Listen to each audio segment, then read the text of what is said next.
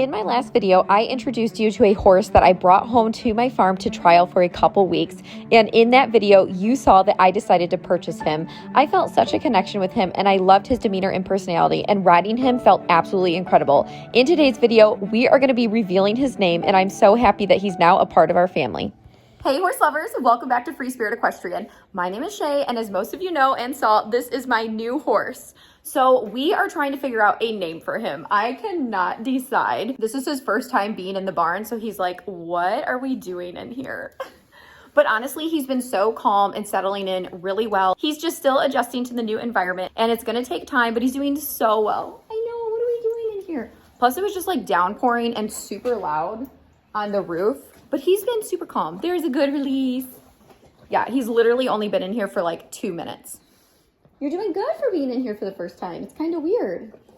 So yeah, I'm trying to figure out a name for him, and I put out a poll on my community tab on YouTube, and you guys put in your suggestions.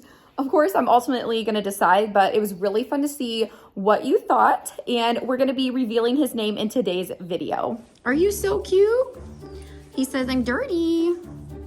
I was playing in the mud. Huh, buddy?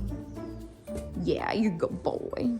Also, I want to address a few comments, okay? So I got a few comments saying, oh, it's so sad to see the horses always in a muddy yard, blah, blah, blah. And then I got some comments saying, why is it so dry now? All right, so we live in Michigan, and it literally goes from wet, dry, wet, dry. And it's the beginning of May, so we're just getting into when it will really start drying up for good. But people just don't understand. So it's called pasture management.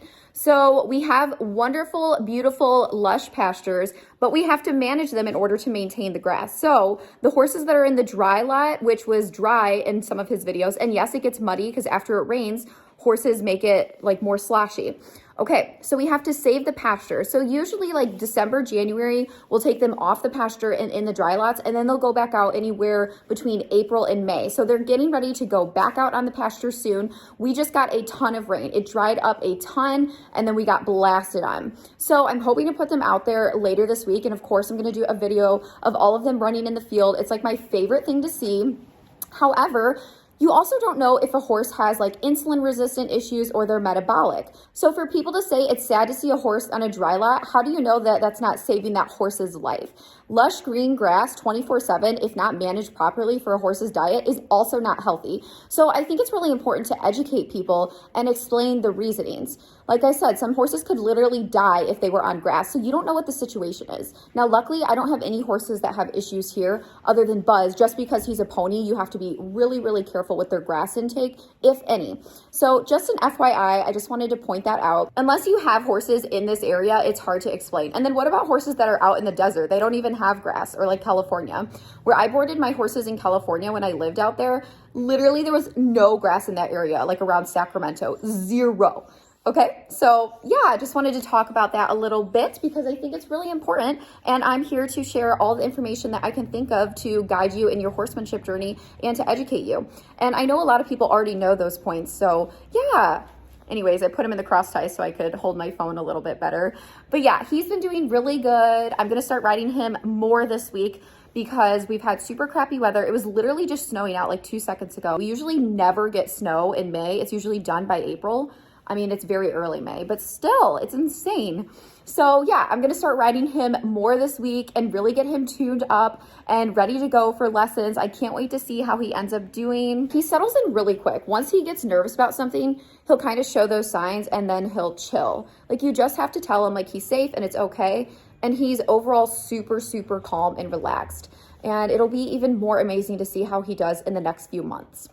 Also, I just want to say thank you for everything that you got him off the wish list. Some of the items haven't arrived yet, but what I'm going to do is put him in the stall and then we're going to run in and do some thank yous. You are so special. Everyone loves you. All right, horse lovers, we have a few thank yous to do. Lisa, thank you so much for all of these fleece covers for the girths. along with some actual girths as well. I'm so excited to use all of them on the horses. Thank you so much. You got us quite a few and we really appreciate it. Thank you, Gemma, for these cones. We are gonna use these for training exercises and for lessons. Thank you. I love that they're lime green too. They stick out really well. Thanks. Thank you, Gail, for this Tractor Supply gift card. Thank you, Karen, for this Tractor Supply gift card as well. I'll definitely be buying some supplies for the horses. Thank you, Allison, for this stall lick for Belle, and for this brush for her, and for this metal curry comb. Thank you. Also, thank you for getting this purple bucket for the new horse. Whoever got this for him, I really appreciate it.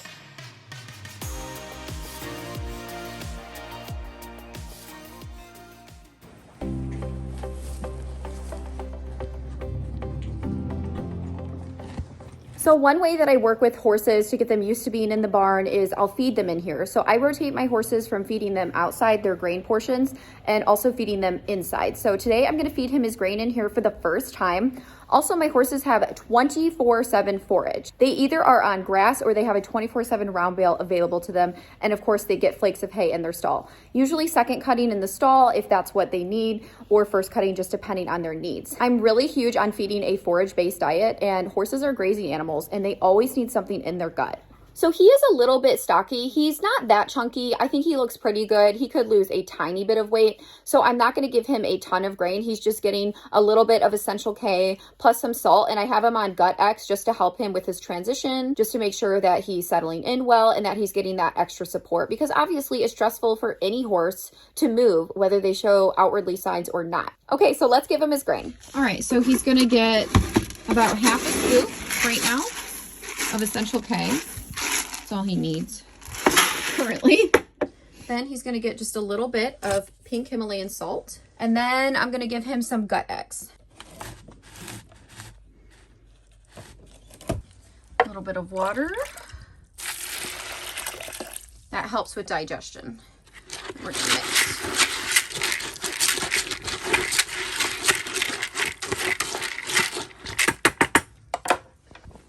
You are going to love the barn once you figure out you get to eat in here all the time. He's actually doing really well in his stall. I thought that he'd be more nervous, but he did great even when he didn't have his grain. Also, I did end up measuring him and he is just about 14.2, which is perfect. That is a perfect height and he's super stocky. So he can carry most of the riders in my program. That was another thing that somebody brought up. They were saying, hey, I thought you needed larger horses for your program. Isn't he a bit on the small side? Okay. Again, I know where he came from and he's safe and sound and super sweet, and most of my riders will be able to ride him training wise.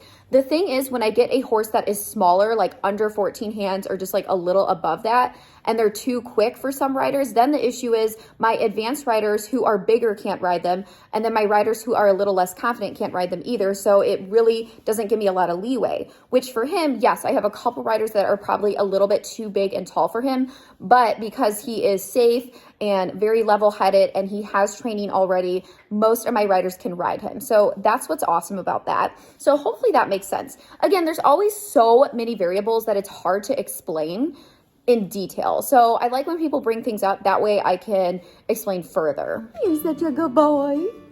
Okay, we're gonna do his name reveal here soon. First, I'm gonna walk him around the indoor arena. I don't know if he's really ever been in an indoor arena because at his old property, they didn't have one, but he could have been, I have to ask. But it's not a big deal. So I'm just gonna walk him around here a bit. A lot of the horses, when they first get here, they hate that that back door is open. You'll get used to it. You're pretty smart. Come on. Good boy. He's like, why? You're so good. Yeah, so I think once he fully acclimates and he's used to everything, he's gonna be like perfect. I love him, he's so much fun. He's perfect about being outside in the outdoor arena. Again, he just has to adjust, and every arena is different too. That's all so weird, huh? He's like, what? You're sweet. Smelling the sand and the magnesium chloride flakes, mag flakes, yeah. But what I like is that he's smart and sensible about things, even when he's nervous. Oh yeah, the mounting blocks. Even when he's nervous about something, he's not nasty or like crazy about it. He's just like, what is that? And then he's cool.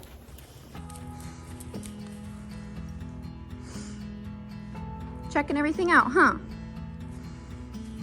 And the phone. Good boy. You checking everything out? Thing is, a lot of the auction horses I get, some of them actually don't look as worried because they're shut down, because they've already been through a very stressful environment. And yeah, where he's been really well cared for. But the fact that he's curious and exploring is huge. And like I said, he's never been in this barn before, so that's why he's looking stressed today. But out in the pasture, he's not calling out anymore. He's not pacing. He's so comfortable. He comes right up to the fence. He's eating and drinking really well. So that's fantastic. There's Belle over there. What's she doing? Hi, Belle. You good boy. You're so pretty. I know, it's gonna be warm so I can give you a good bath this week. All right, horse lovers, it's time to do our name reveal. So here were our options on our YouTube poll. Zazu, Iago, Woody, Wander, and Ziggy. And not just based off the poll, but what I wanted to do as well, his name is going to be Zazu!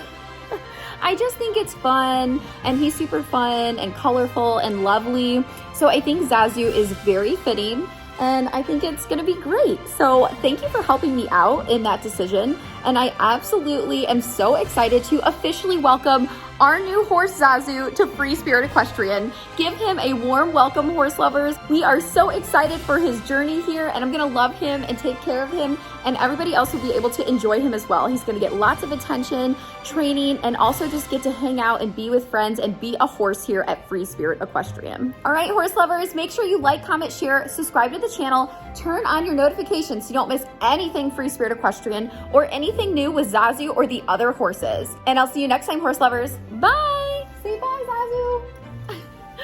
You good boy!